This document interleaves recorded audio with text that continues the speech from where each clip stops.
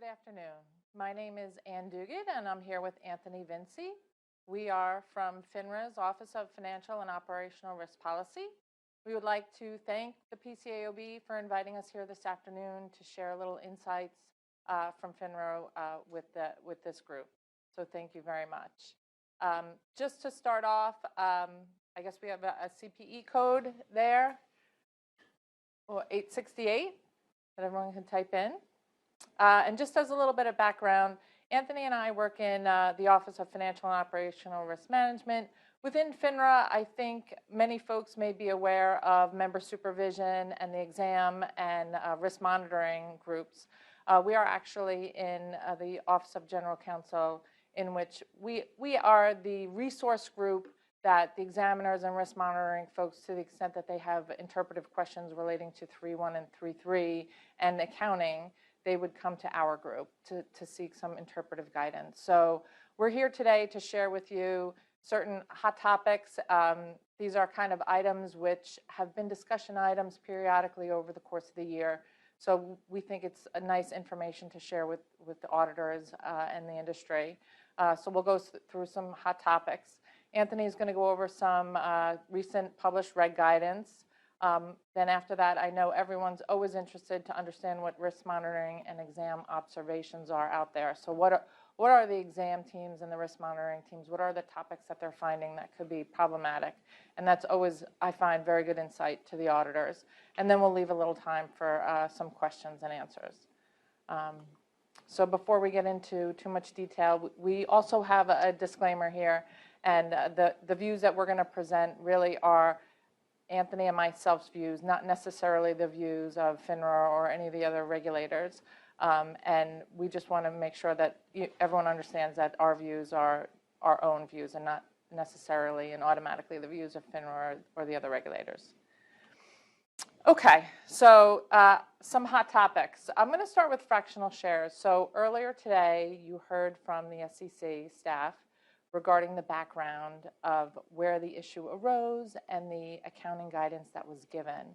From a FINRA perspective, FINRA actually doesn't really have a view regarding the accounting of fractional shares. So to the extent firms and their auditors would reach the conclusion of whether or not it was appropriate for them to record the gross up on their balance sheet from a GAAP perspective. So we would leave that to the firms. But when it comes to the focus report and the annual audit, the focus report should be consistent with GAAP.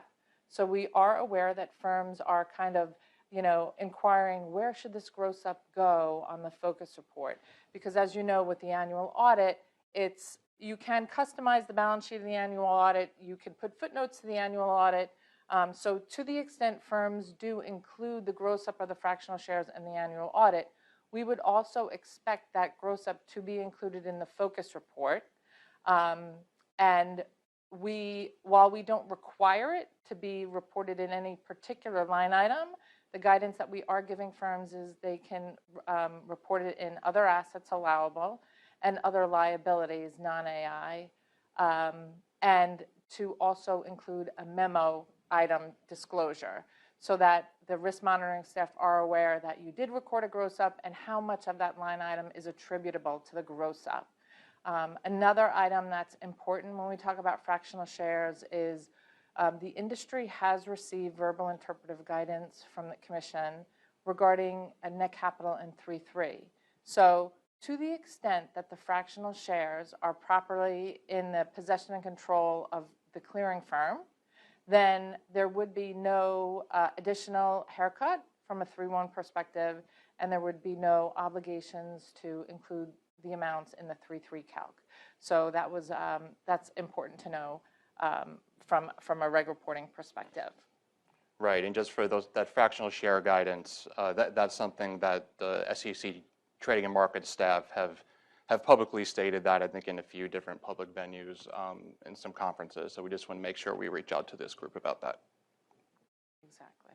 Thank you. The next topic, possession and control of excess margin securities. So over the course of the last year, we have received questions from various firms and other industry participants regarding requests for additional information regarding the paragraph is 3.3, paragraph A4, and in that paragraph, it states that a broker-dealer must maintain physical possession and control of excess margin securities.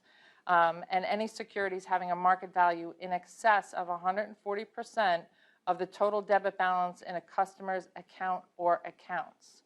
So the questions that we've gotten is, and the rule further goes on to give a high-level explanation of how you determine that net debit balance, and it also gives some details around the margin securities definition. So due to the evolution of the securities market and the different types of accounts and the different types of account balances and how firms are tracking these account balances, there have been several industry discussions regarding, what to include, what not to include. So at the moment, there's no specific guidance, but just to know that it is a topic of discussion, and to the extent that firms or auditors have concerns or questions, they can certainly reach out with details, letting us know if they have questions about what's being included, what should be excluded, and we're certainly willing to hear details of what firms are actually doing and what is actually going on in the industry, which is raising these concerns and the questions. So I think that's a little bit more to come on that topic. One thing I do want to mention in addition to that, so in addition to paragraph A4 in 3.3, sometimes these conversations and questions that come in, there's a little conflation between topics. There's something else within 3.3, it's note E, and that says that any debit balances in margin accounts should be reduced by the amount by which a single customer's debit balance exceeds 25% of the broker-dealer's TNC. But it talks about, you have to look at the customer's accounts, like accounts that are under common control, right? And the concept of common control sometimes gets conflated with the requirements of A4. So I just want to highlight that the 3.3 requirements under paragraph A4 for the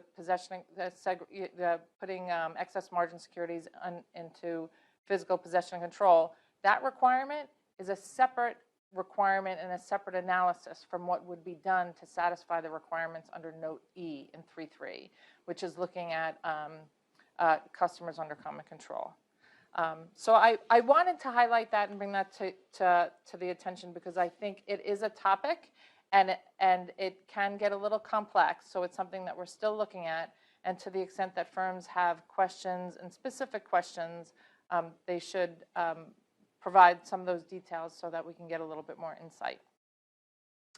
Okay, the next item that we wanted to cover is the customer statement rule. So in June, the SEC approved FINRA's proposed rules changes to Rule 2231, which is the customer statement rule.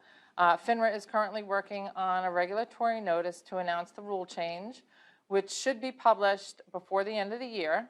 The effectiveness for these changes will not impact the customer statements till at least 2023, and it's a prospective rule change. So I know that the customer statements are a critical part of the auditor's job at year end for the firms that are doing compliance reports. But just be aware that that rule will be adopted and the changes will be prospective when it becomes effective.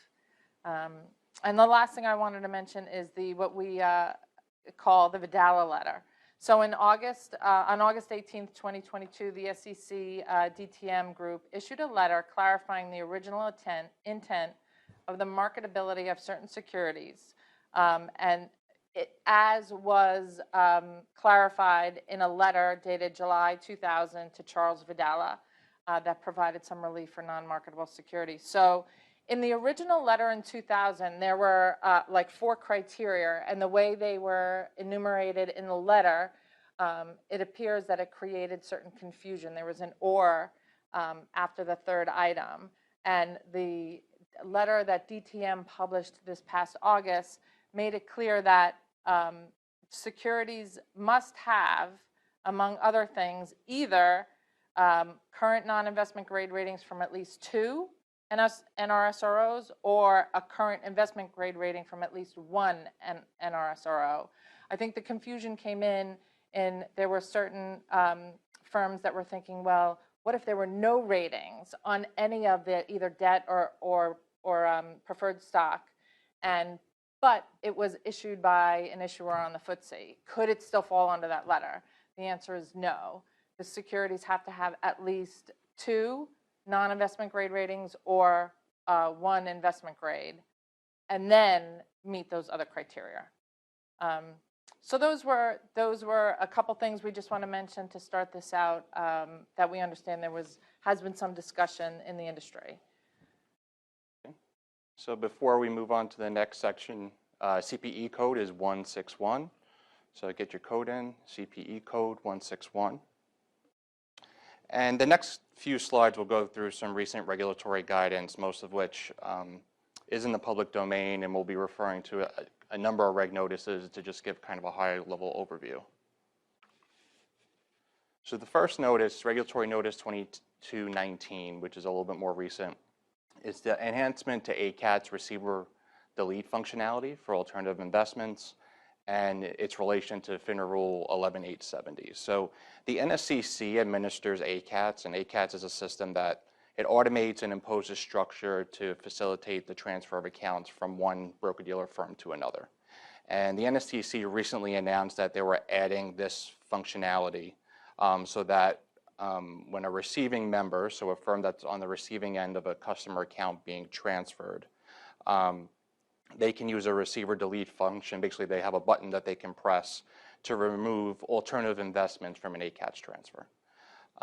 So although this is more of an operational update, the reason for the reg notice was the tie-in to FINRA Rule 11870, that really, notwithstanding the availability of this new functionality, a member may not remove an asset from an ACATS transfer unless that member has determined that the asset is a non-transferable asset as defined under the rule. And the rule also requires that you provide the customer with a list of the non-transferable assets and request in writing, and prior to the time it designates the assets as non-transferable, that the instructions from the customer with respect to the disposition of those assets. So just to create some awareness around that reg notice. Reg notice 2218, where FINRA is reminding firms of their obligations to supervise for digital signature forgery and falsification. So we've seen an increasing number of registered reps and associated persons forging or falsifying customer signatures, and in some cases, signatures of colleagues or supervisors through third-party digital signature platforms. So for example, we've identified signature issues related to account opening documents, discretionary trading authorizations, wire instructions. So clearly there are issues with forged signatures, and these types of incidents clearly underscore the need for member firms, FINRA member firms, that allow digital signatures to have adequate controls to detect possible instances of signature forgery or falsification. So the reg notice really is there to help firms address the risks of these types of forgeries and present relevant regulatory obligations, some scenarios that have been reported to us just for awareness, and methods firms have to identify those types of scenarios. So information notice from April 19, 2022 was around our membership application program transformation.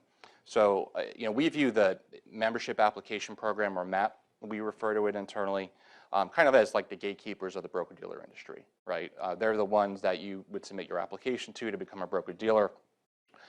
They're the ones that are trying to identify any kind of risks in the front end, to understand the business model, figure out what business activities you would be approved for. So this notice really shares key operational changes in MAP that have been implemented to improve its effectiveness and efficiency, which includes establishing kind of a centralized application intake function. So, with that said, the risk monitoring function, your risk monitoring analyst, if you're a broker-dealer firm, is really your go-to person or your main contact at FINRA.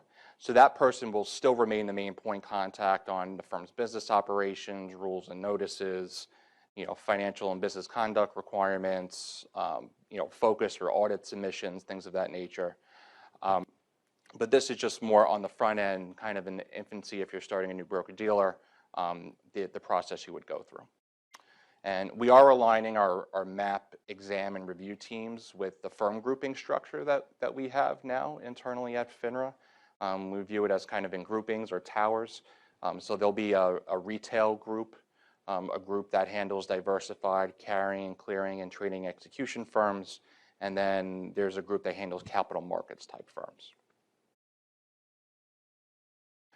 So Reg Notice 2131 speaks to the establishment of the Recent Supplemental Liquidity Schedule, or the SLS.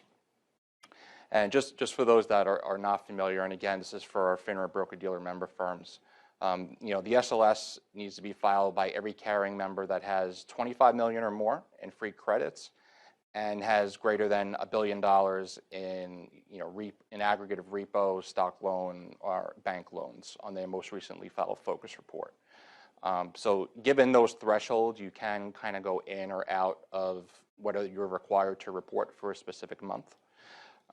It's reported 24 business days after the month end.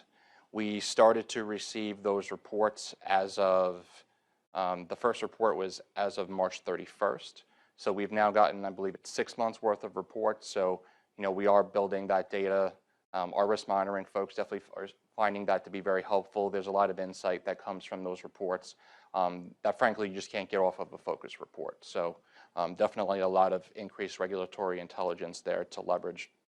There are FAQs out there that address questions that have come in from firms, really even ahead of the first SLS filings. So anytime we saw themes, we made sure that made it into the FAQs. Anything not in the FAQs were really more operational in nature, when the form would be released, or something that was maybe very firm specific.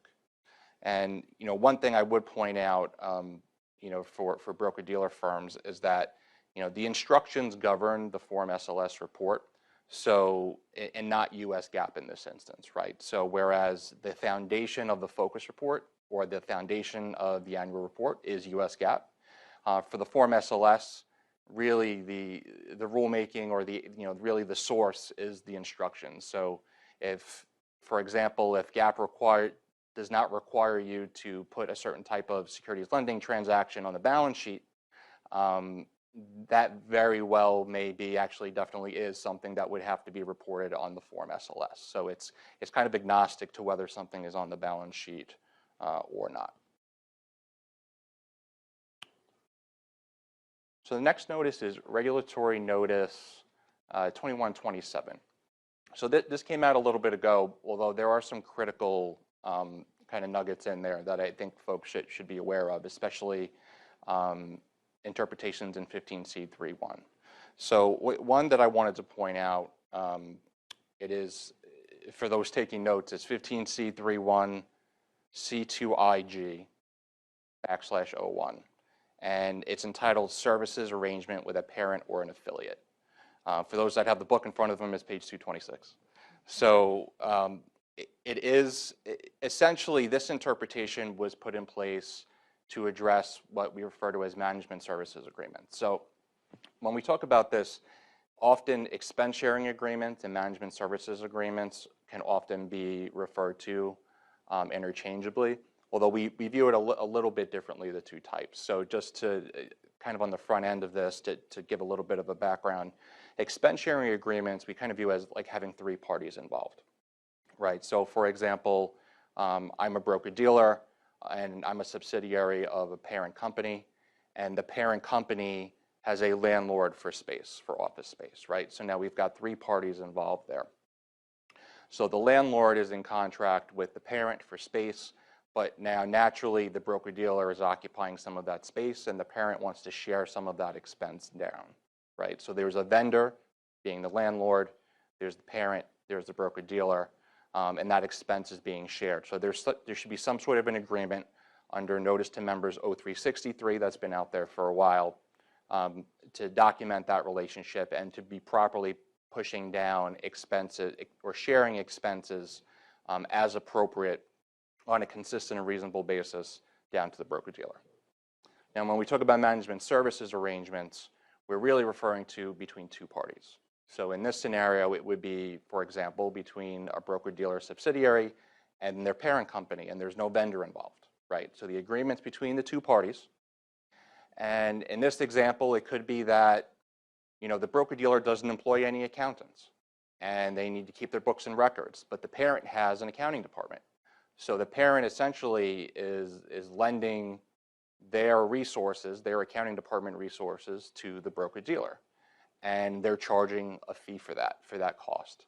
So these are the type of arrangements that this interpretation, the services arrangement interpretation, is meant to address. And really the crux of the interpretation is to try to avoid disguised capital withdrawals.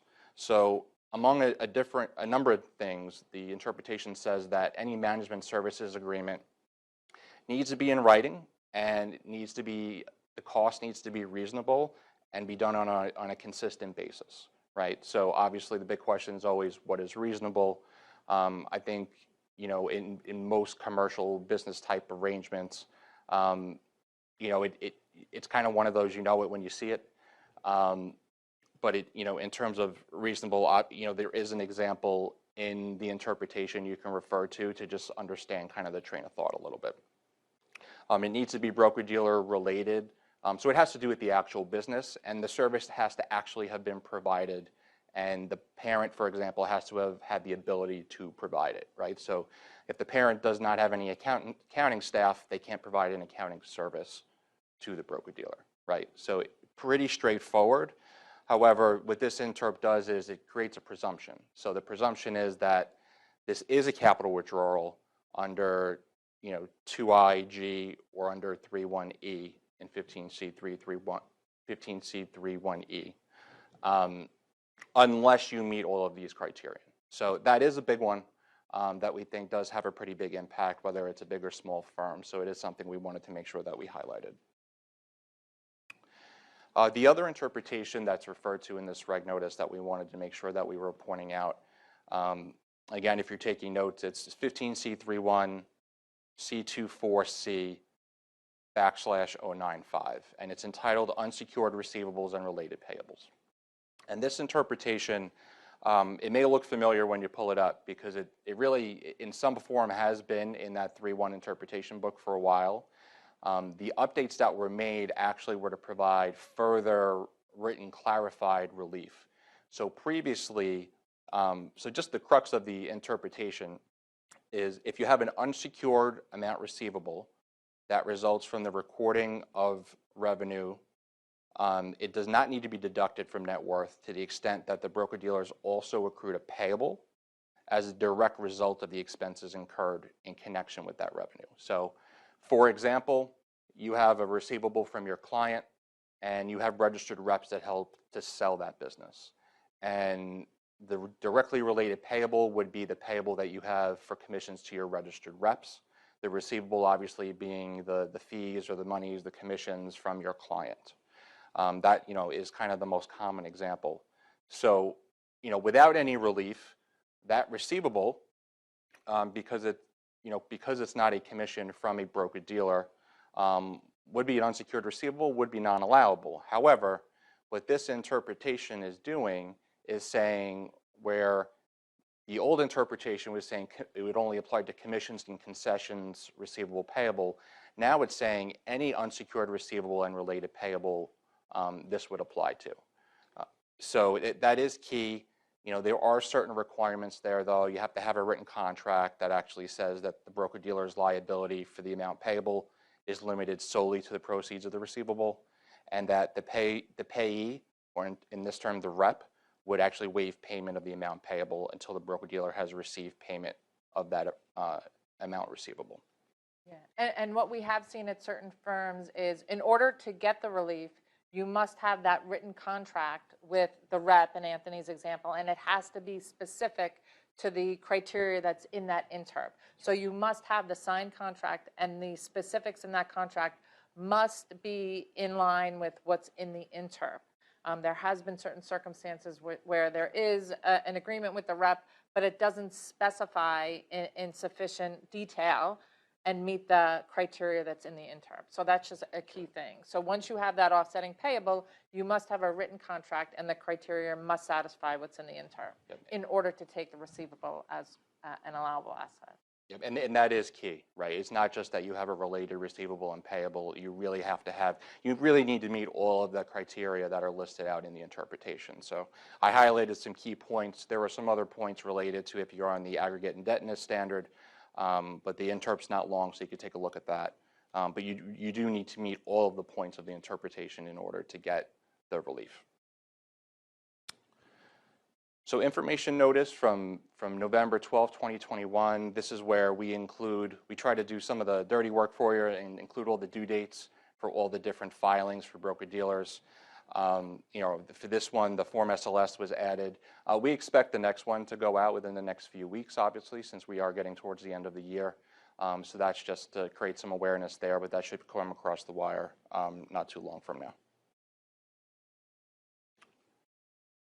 So our next slide, Reg Notice 2105. So this is related to, and I know the SEC mentioned this briefly in their session earlier, where the SEC granted FINRA's request for a 30-day filing extension for smaller broker-dealers. So for a broker-dealer qualified for this, you have to be in net capital compliance at the fiscal year end. You have to have total capital of less than $50 million. You need to be an exemption report filer. You need to make notification to FINRA, and you need to be filing electronically with the SEC when you're filing your annual report. Some interesting information. So, of the, roughly 90% of our firms actually qualify for this relief. So, often I think from a perception standpoint, there's a lot of focus on the largest broker-dealers, but really in terms of the number of broker-dealers, say we have roughly 3,500 broker-dealers, 90% of them are considered small broker-dealers based on what I just outlined as criteria. And probably about a third of them have taken advantage of the 30-day extension. So it's just an interesting observation that we've seen. That was for the 2021 fiscal year end. So we'll see what we look like for 2022. And to the extent that there's any firms who are going to do this this year, setting up your Edgar account and your Edgar profile does take a little lead time, so I would not leave that to the last minute. Absolutely. All right. So CPE code time, it's 118. So CPE code is 118. I'll go on to the next topic briefly and just leave that code up there in case anybody was napping. So regulatory notice 2125. Actually the next few points, it was Reg Notice 2125 related to digital assets and encouraging firms to notify us if they're engaging in that activity. And we also outline some other pieces of guidance.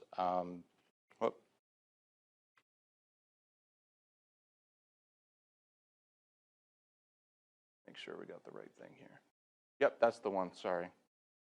I went ahead on that one. So now you know what the code is ahead of time. So this outlines a few different items. So 2125, this has kind of been a repeat for a few years now. So back in 2018, we started the dialogue with the industry in terms of our broker-dealer firms about digital assets. And so that started back in 2018, and basically encouraging firms to let us know, hey, are you engaging in digital asset type activity? That could be within the broker-dealer.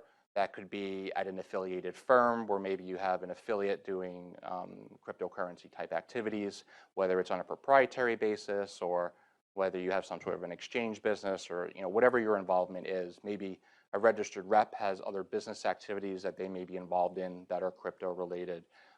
We're interested in hearing about that. And then there's been a number of public issuances of statements over time as well. One that's not on here, in 2019, there was a joint statement between the trading and market staff and FINRA, just outlining, really what it did was it outlined kind of the risks from a custody perspective when it came to digital assets. So, and it kind of broke the world into custody and non-custody and the different types of risks that come in each type or each section of the world for digital assets for broker-dealers. So, the non-custodial model tends to be more you're running an alternative trading system, you're matching trades, but you do not have any responsibility for clearance or settlement, and you're not guaranteeing trades at all. Obviously, that has a much lower risk profile than if you're custodying digital assets, right? So if you're in a non-custodial model, we do have a number of firms that have been approved and are active and are registered broker-dealers in that space. So there was, again, the joint statement in 2019, and then also in September 2020, the SEC Trading and Markets staff issued a no-action letter about the ATS role in the settlement of digital asset security trades. So that speaks a little bit about the minimum net capital requirements that would be expected, as well as some of the other, how 15c3.3 would apply to those firms. And then in December of 2020, the SEC actually issued a statement or an order regarding the custody of digital asset securities by special purpose broker-dealers. And they essentially created a 5-year window, which we're about a little bit more than halfway through now at this point, where a broker-dealer operating pursuant to the statement would not be subject to SEC enforcement action on the basis that the broker-dealer deems itself to have obtained and maintained physical possession or control of customer fully paid and excess margin digital asset securities for the purposes of 15c3.3b1. So b1 being the section that talks about possession or control requirements of customer assets. There were a number of conditions outlined in that order. Some of the highlights is that the broker-dealer would be limiting the special purpose broker-dealer. Its special purpose would be the business of digital asset securities. So it cannot do any traditional business in that entity. It also cannot do any cryptocurrency business in that entity either. It has to be strictly digital asset security business. Establishing and implementing policies and procedures reasonably designed to mitigate the risks associated with conducting a business in digital asset securities, and making sure we're providing customers with certain disclosures regarding the risks of engaging in transactions in digital asset securities. Finally, on this slide, with some leftover COVID relief or COVID guidance, one question we get frequently is, all right, well, some of the COVID relief around paper submissions from the trading and market staff, is that still effective in terms of manual signature relief and notary relief? And the short answer is yes, it's still effective. It's still in place. We're not aware to date of that being revoked, and we haven't heard of plans for that to be revoked in the short term. But obviously, you always want to make sure you look out for any changes or updates to that. Now we go to the CPE code, which is 118, in case you didn't get it the first time. All right. So exemption reporting. So I had mentioned earlier about how really the large majority of our firms are larger firms, right? So when we were talking about the 30-day extension that the SEC granted for firms to file their annual report, one of the criteria is filing an exemption report, and among other things, other criteria, that's roughly 3,000 firms. That's a large number of firms, right? So we thought it was important to really take on exemption reporting here. We have covered it in past years and sessions, but we think it's always worth kind of going over it a little bit. So just some general principles of how we think about this, because we get a lot of questions in this area. So one is that, your exemption report it's for your fiscal year end. It's meant for your fiscal year to cover that period and what business activities you conducted during that period, right? So not necessarily what you were approved to do for that period, but what business activities you actually conducted during that period. So a common question we get is, does the membership agreement that shows what you've been approved to do have to match your exemption report? And the short answer from our perspective, from a FINRA perspective, is no, it does not. There's no rule that says your membership agreement and your exemption report need to match. Now, if you have a business activity that is being listed in your exemption report that you've not been approved to do, and that broker-dealer probably has a different problem, right? They may not have an exemption report problem, but they're conducting a business they have not been approved to do, and they're likely violating a different FINRA rule, right? But that aside, the two things, the membership agreement and the exemption report do not need to match. The exemption report is meant to reflect your activities during that fiscal year being reported. So we kind of view it in like 5 different buckets that firms would fall into. So you have firms that would neatly fit under one 15C33K exemption. So for example, you're an introducing firm, 15C33 K2II. That's the only business you do. You fully disclose to a clearing broker-dealer, and you would select that exemption, and that's relatively straightforward. The next bucket would be, well, what if I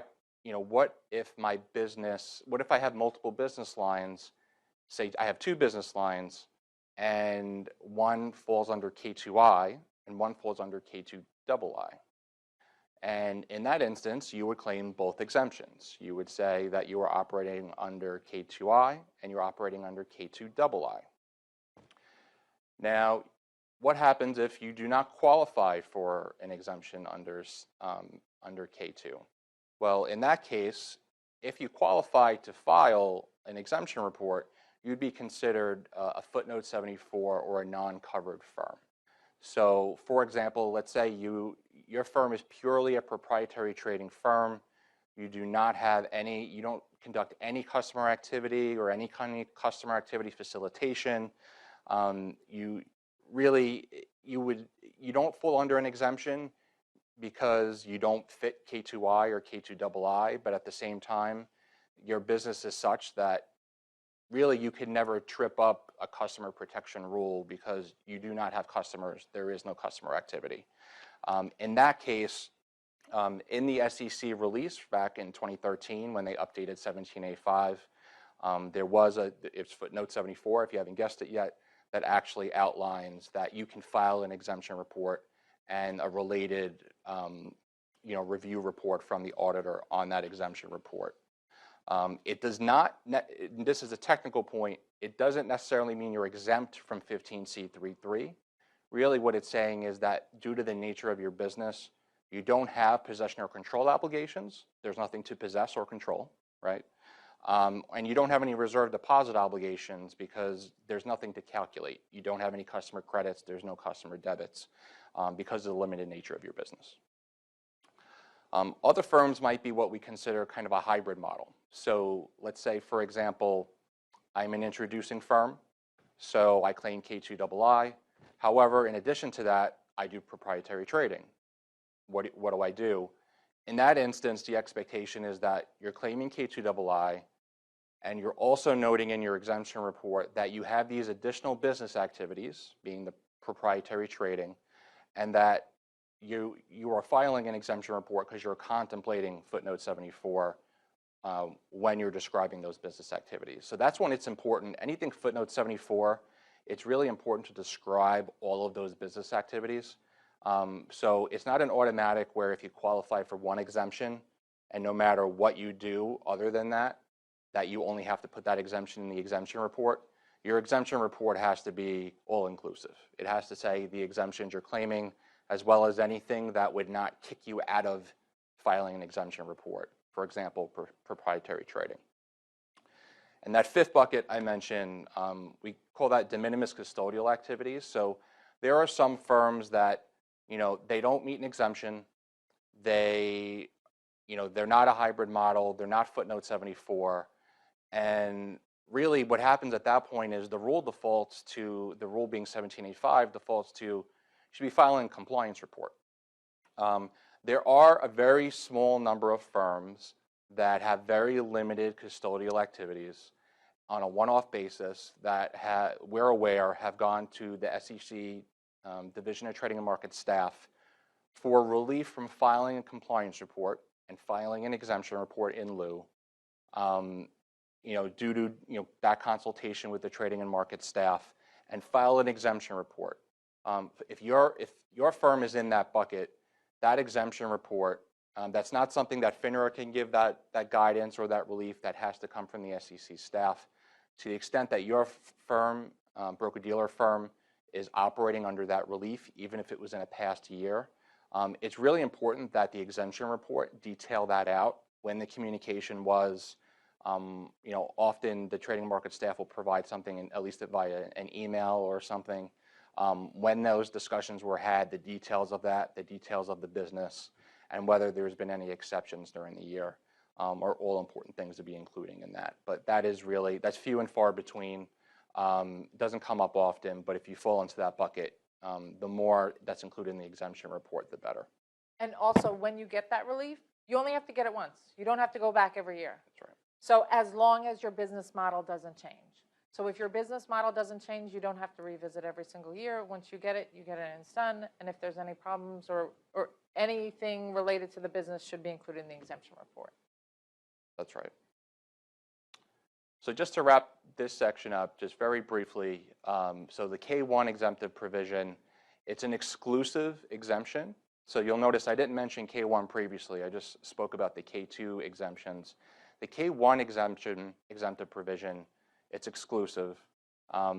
So if your business qualifies for the K1 exemption, but does other things, has other business activities outside of it, you're kicked out of that exemption. So it's an important thing to keep in mind. The main hook there, or the relation there with K1, is that there are quite a number of K1 firms that do not need to be SIPC members. And obviously it's very important if a firm is doing any kind of customer activity that they are SIPC members for the protection of those customers. So that is something that it is important to get that right. And it shows up in our analytics as well. If you're K1 in something else, we know automatically that really isn't right. So we kind of make sure we revisit that. Also, the K2I exemption, there's been some evolution on this over time in terms of it used to be more of I think the way it evolved in the past was, before the exemption reports were something that were in the rule maybe more than 10 years ago, where you had to check a box on your focus report for an exemption. So if you didn't fit something, you checked K2I as the default. So we have found that there were a number of firms, I want to say roughly 1,000 and likely more, that were checking K2I and really were that activity that they were trying to reflect was footnote 74 activity. So over the last few years, we've allowed firms at no cost to update their membership agreements and make prospective changes to their focus reports and exemption reports on this. There was a proactive outreach for that for a subset of firms. At this stage, we've done quite a bit of communication, so it is something that we're looking out for. But K2I is definitely less common, I would say now, especially that if you read the exemptive provision closely, you have to be facilitating not just cash, but also securities. So it has to be cash and securities, essentially doing a DVP, RVP, almost like dollar for dollar clearance and settlement business through an account. So we're not seeing that as much these days. So I think if you see K2I, it's something to just ask questions around. Yeah, and if you really are have a business model pursuant to K2I, the minimum net capital requirement is $100,000. So that's another trigger. If a firm is $5,000 minimum net capital and they're claiming K2I, you might want to question that. That's right. So just looking at the clock, so risk monitoring and examination observation. So I think just broad strokes, similar to the PCAOB model or an auditor's model for auditing, we take a risk-based approach when it comes to risk monitoring and exams. We are looking at kind of what's the highest risk, and we have a whole system for that internally of how we look at that. And really part of what we consider as part of that are the effectiveness of the audits that are being done, the annual audits and what's being covered in those. So that is the annual audits, the annual reports are really critical, especially when it comes to some of the more FinOp type areas for us when we're determining some of those risks. And one common question that we get, or one thing we ask firms to make sure that they're doing, I should say, is that they're making their auditor aware of exam findings or regulatory correspondence. So we know that is something that in the auditing standards, is at a minimum encouraged, and I believe is required. I would just make sure that you are aware of any kind of exam findings, whether it's FINRA or the SEC, because the SEC does their exams as well. There are a number of times where we have discussions with firms because we may see some things that might be inconsistent across, whether it be an exam recently done, and then what we may see in an annual report. And we just try to gain information to kind of bridge that gap a little bit. So it's definitely something to be aware of. Like for an example, like when our team goes in, they do an exam of 3-3. They're looking at one particular day. It's normally not a fiscal year end. So to the extent that there's exceptions in a FINRA exam report for one particular 3-3, it may be something that an auditor may want to look at in terms of material weakness and things like that. Could it be a systemic problem with the 3-3? That's right. I just wanted to mention that. Yep. No, absolutely. A couple quick hits. So revenue recognition. Obviously, we're not the accounting portion of the program, but it is something that we look at pretty closely. As ASC 606 comes up pretty frequently, especially to our group in terms of consultations.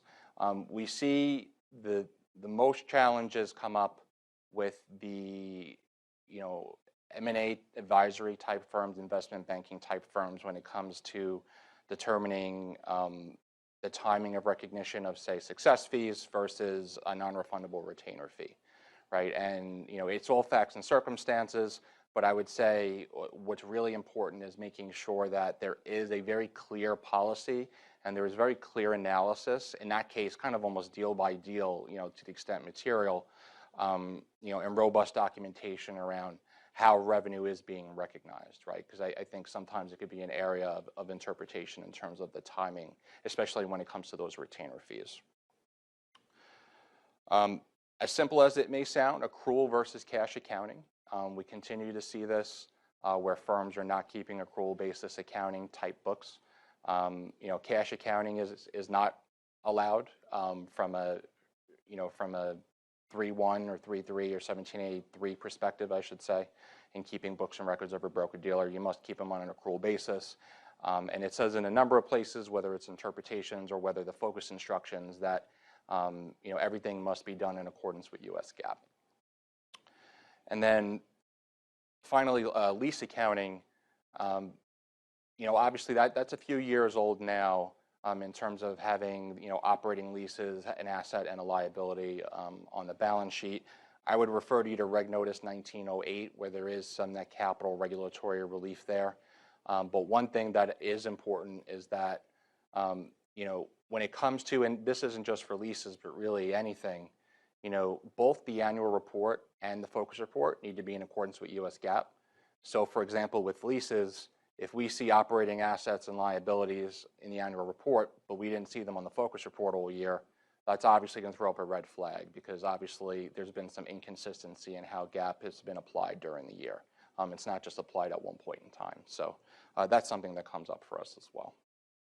Yeah, and I'll share with you a couple of our exam findings relating to net capital and 3-3. So we have on the screen there, every year FINRA publishes an exam and risk monitoring report.